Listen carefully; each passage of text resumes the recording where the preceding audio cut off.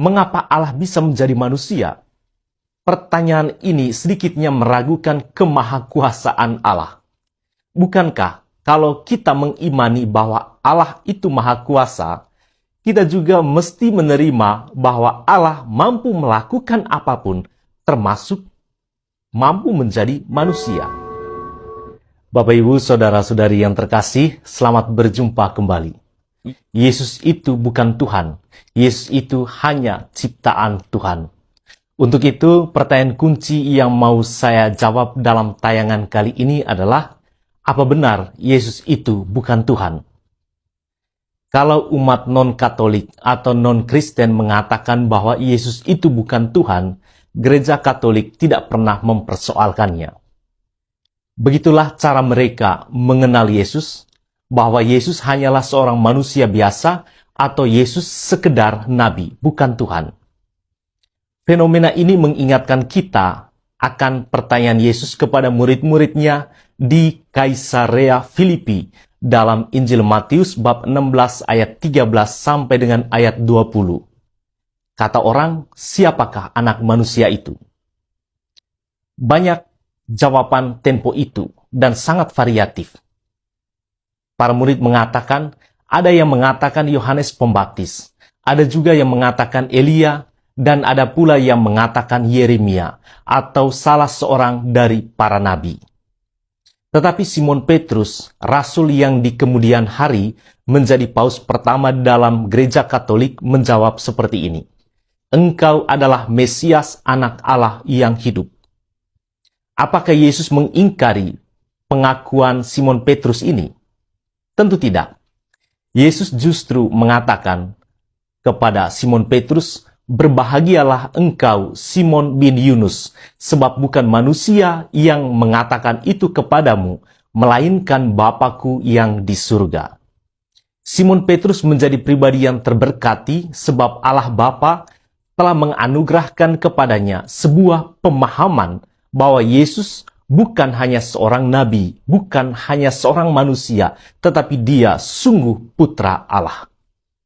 Putra Allah yang tidak hanya mengajar dengan kata-kata, atau mengasihi dengan mujizat, atau dengan aneka perbuatan baik, tetapi putra Allah yang harus pergi ke Yerusalem, menanggung banyak penderitaan, dibunuh, tetapi bangkit pada hari ketiga. Silakan baca teks Matius bab 16 ayat 21 sampai dengan ayat 27. Nah, kalau orang lain juga mengatakan bahwa yang wafat di kayu salib itu bukan Yesus, itu hak mereka. Tetapi orang Katolik tidak dapat menunjukkan bukti yang valid yang menyatakan bahwa yang wafat di kayu salib itu bukan Tuhan kita Yesus Kristus. Sebab Yesus dalam Injil Matius bab 16 ayat 21 sampai dengan ayat 27 jelas-jelas mengatakan apa yang akan terjadi atas dirinya. Dia akan menanggung banyak penderitaan, dibunuh, tetapi bangkit pada hari yang ketiga.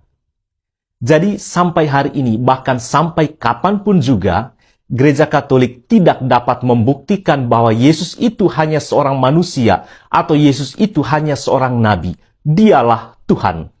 Dialah Allah dalam persekutuan yang intim dengan Bapa dan Roh Kudus. Dialah Allah yang berinkarnasi dalam rahim Bunda tersuci Maria, di mana dari mulut malaikat Gabriel keluar sebuah pernyataan kepada Bunda Maria, anak yang akan kau lahirkan itu akan disebut kudus, anak Allah. Silakan baca Injil Lukas bab 1 ayat 26 sampai dengan ayat 38. Seringkali juga muncul hujatan, mengapa Allah bisa menjadi manusia? Pertanyaan ini sedikitnya meragukan kemahakuasaan Allah. Bukankah kalau kita mengimani bahwa Allah itu maha kuasa, kita juga mesti menerima bahwa Allah mampu melakukan apapun, termasuk mampu menjadi manusia.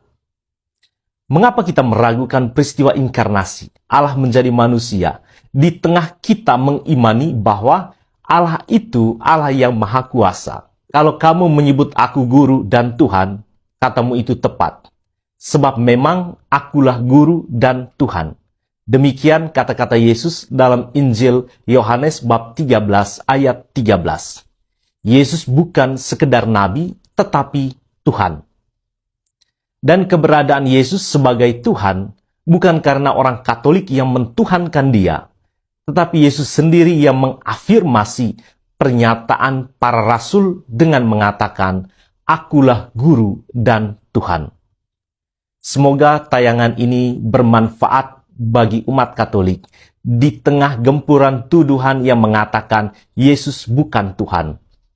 Allah yang kita imani adalah Allah yang Maha Kuasa, Allah yang mampu mencipta dari ketiadaan, Allah yang mampu menyeberangkan umat Israel di tengah laut tanpa menjadi basah, Allah yang pernah menghidupkan kembali Lazarus dan pemuda di Nain, Allah yang pernah menjadi manusia, yang pernah tinggal di antara kita 2000-an tahun yang lalu, dan sekaligus Immanuel hingga akhir zaman tiba. Kalau Anda meragukan Allah yang berinkarnasi, Allah yang menjadi manusia, Anda juga mesti menolak atau meragukan kemahakuasaan Allah. Tuhan memberkati kita semua.